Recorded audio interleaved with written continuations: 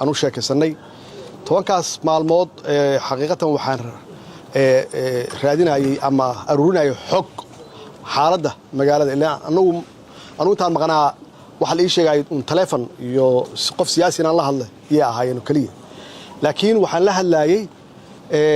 tobankii bari la soo dhaafay dad badan oo qaybaha kala duwan ee ururada bulshada yaan la hadlayay haday yihiin dhalinyaro haday yihiin haween haday yihiin arday haday yihiin macallimiin haday yihiin aqoon-yahano kale haday yihiin xildhibaano iyo wadaado culimo intaba runtii xogtaasana aruurinayo waxa ay soo baxday dalka inuu ku jiro xaalad adag kaliya ma oran karo kala guur oo teeramkii ama teeramkeeni waxa ka harsan 6 bilood ma oran karo kala guur ilaahayna ma kala raro laakiin runtii waxa aan darsay oo aan ogaaday dalka inuu ku jiro xaalad aad iyo aad u cakiran dadku waxay ka hadlayaanna wax aad u fara badan oo laga yaabo qaarkiin am intiina badan inaadan maqal dhibaatada ka jirta dalka maciishada oo kale macnaha in qofkii $200 qaadan jiray bishii ama $300 inaysan ku filnayn $200 oo kale $400 ama $500 inaysan ku filnayn macnaha mushaaraadkii wali inuu meeshii uu taagan yahay guud ahaan dadka Soomaalida inay gaareen heer inay maalinkii hal mar wax cunaan haddii nasiib leeyihiin ama maalin dhaaf macnaha waxa uu leeyahay mararka qaarkood cagabar waliba ka daran xilligii oo dagaalka sokeeye oo aad u darnaa oo dalka ka dhacay in hadda ay ka daran tahay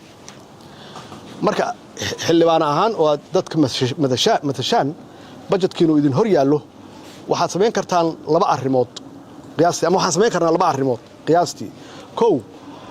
ciidamada qalabka sida iyo shaqaalaha dawladda inaad budget ku dartaan in mushaarka loo kordhiyo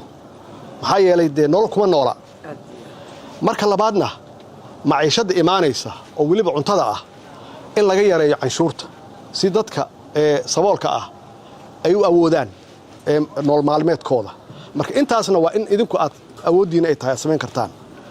marka budgetkan marka la keeno waxa la rabaa in labadaas item ciidamada qalabka sida in mushaaraadka loo badiyo maxaa yeelay 3 sano ee barkii la soo dhaafay waxba looguma darin mushaar shaqaalaha dawladda sidaas oo kale marka taas waa mid waay barakacinta iyada naftigeeda waa la kulmay gudiyadii dadkii matalayay magaalada laga barakiciyay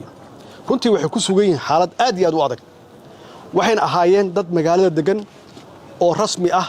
oo nolol ku haysta oo shaqaysta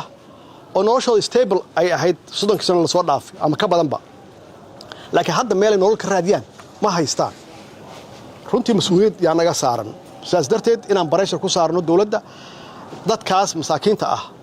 oo aan matalno in intaas aan dhib kale loogu darin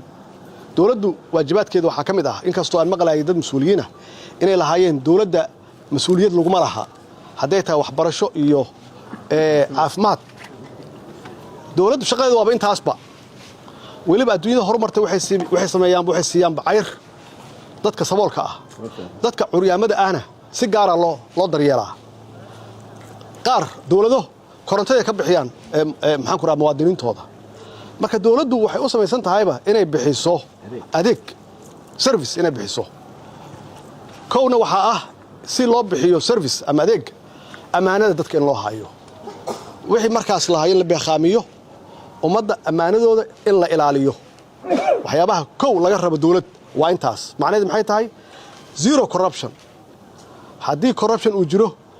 wax kala soconaya ma laha qof walbaba jeebkiisu ku tagaya taas waa midda labaadna waxaa nahraadiyay oo dhibaato badan noo geystay waa qabyaaladda oo runtii 25 sano laga soo bilaabo xilliga carta ilaa hadda aan la kici la'anahay iyada naftigeeda waxa loo baahan yahay in la helo qaab looga gudbo ama dadkeen loo wacyigeliyo ama siyaasiyiin haddaan nahay annaga aan bilaawno inaan discourage gareyno wax alla wixina kala qaybin kara hadday tahay gobol iyo hadday tahay qabiil iyo wax la mid ah marka sidaas daraadeed runtii shaqo badan ayaa noo taala waxaase ugu daran oo kale idinka waxaa laga yaabaa maqal xaaladaha dhalinyarada ka jira daraag badan in dalka soo galo oo dad mas'uuliyiin ay ku jiraan oo la keeno oo si sharci loo keeno noocyo kala duwan oo daraaga ah marka haddii dalku uu maxaan ku raahdaa dadkeenu ay haystaan maxaan ku raahdaa xaalado dhaqaale xumo iyo baahi iyo gaajo haddii loogu daro daraag carruurtooda haddii dowladda hawsheeda waa gabtay marka sideedaba marka intaas naftigeeda waxaa laga rabaa in shuruuc adag runtii baarlamaanka uu ka sameeyo dadka mas-uuliyiinta oo qaabilsanna lala xisaabtamo maxaa yeele waxaa baaba'aya waa ubadkeeni weeye waa mustaqbalka dalkan weeye marka runtii waa mahadsantihiin caawa inaad ii timaadeen kolleyba xilligan waa xilligii doorashooyinka maxaa la yidhaahdaa waxaa la oran jiray qof iyo qabrigiis miya lama kala qariyo qof iyo xabaashiis lama kala qariyo hadda waa soo noqda waa kanaa insha allah waa taaganahay waxaana u taaganahay waxa weeye inta aan doorashadii hawleeda la gaarin waxaa la rabaa in mas-uuliyiinta joogta hadda inay ka shaqeeyaan